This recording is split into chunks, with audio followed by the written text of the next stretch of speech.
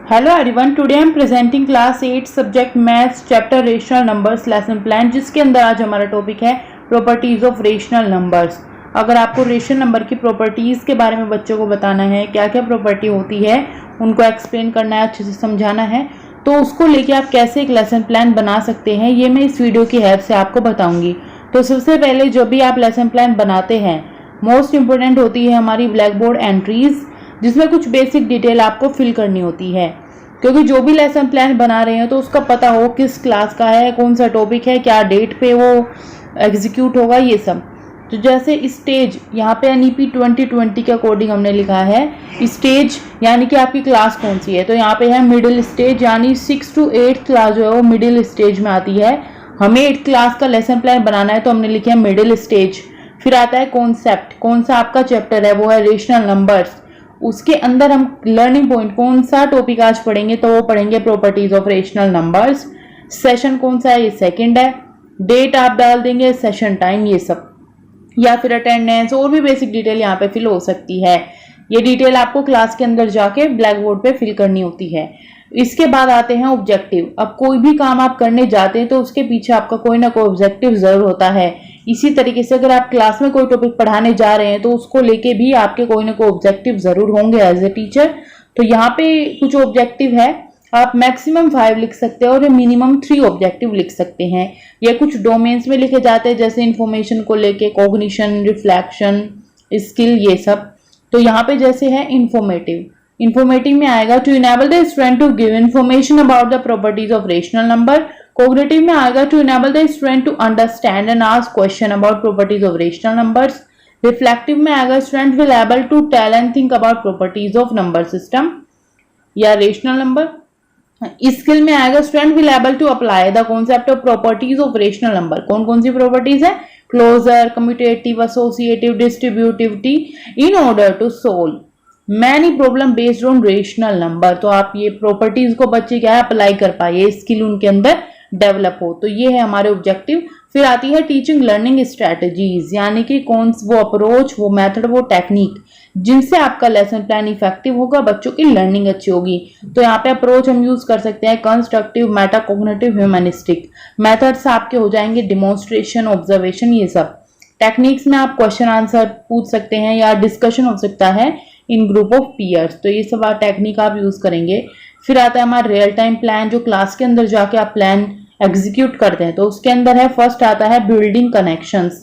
पहले आप बच्चों के साथ कनेक्ट होंगे, कनेक्शन बिल्ड करेंगे, क्योंकि अगर आप क्लास में जाते ही सीधा टॉपिक पढ़ाने लग जाएंगे तो बच्चों का इंटरेस्ट इतना डेवलप नहीं हो पाता।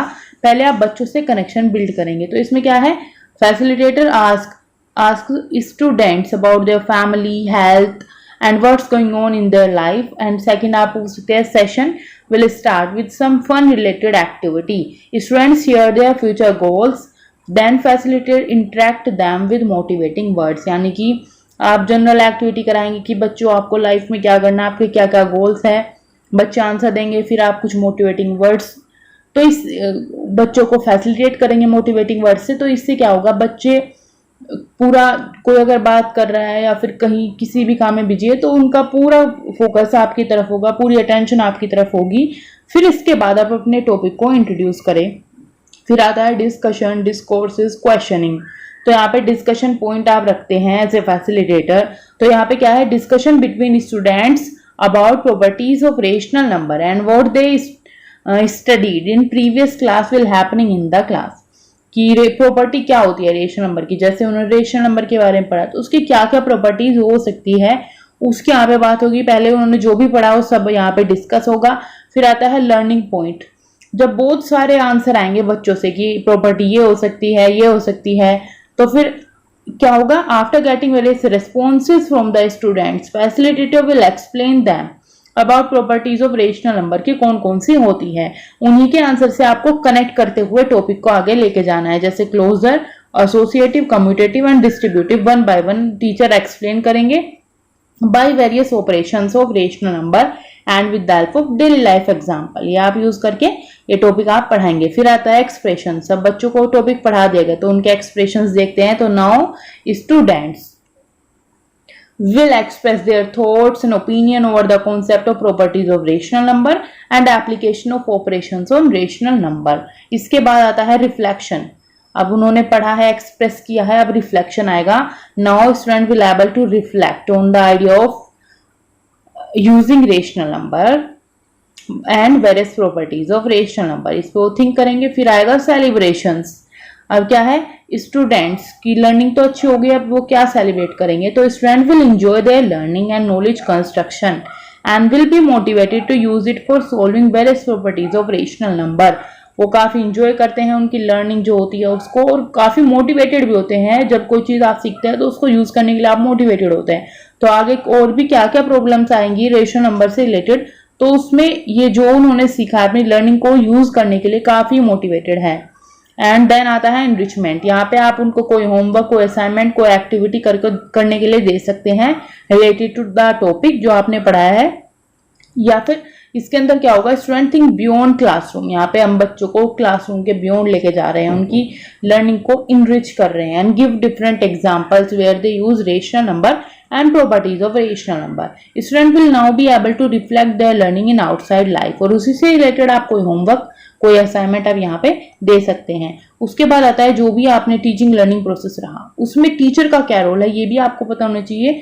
तो टीचर को क्या है, फैसिलिटेट करना है डिस्कशन को, कंटिन्यूअसली ऑब्जर्व करना है एंड रिकॉर्ड करना है स्टूडेंट्स की प्रोग्रेस को.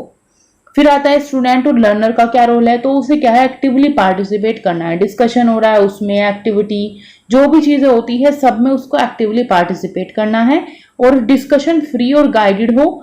फ्री हो कि कोई भी बच्चा अपने जो व्यूज है वो एक्सप्रेस कर पाए. गाइडेड हो, टीचर ने जिस तरीके से कहा है कि इस तरीके से डिस्कशन चलेगा, इस टॉपिक पे चलेगा, वो उसी डायरेक्शन में उसी टॉपिक पे डिस्कशन हो.